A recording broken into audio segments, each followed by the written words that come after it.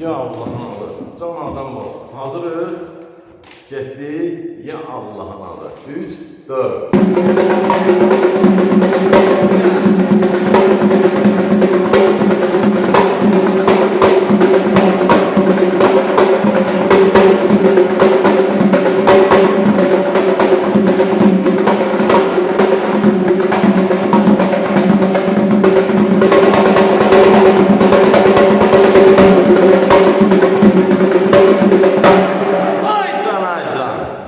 Sağ ol adam bana, sağ ol.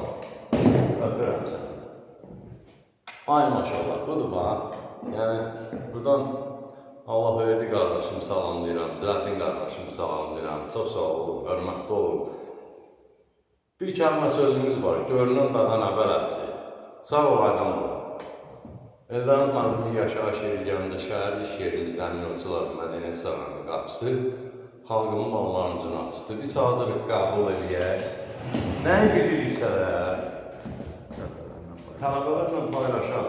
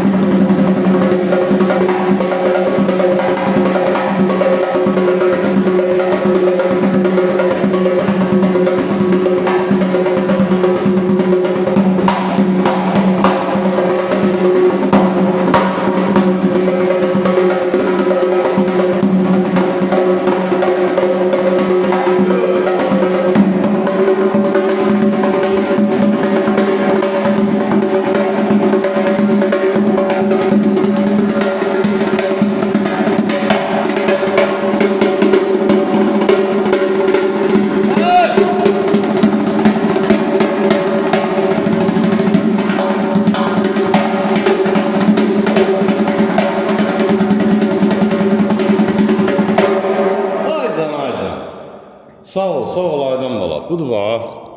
Yəni görünən işlər budur, görsənən nə var, hamısı.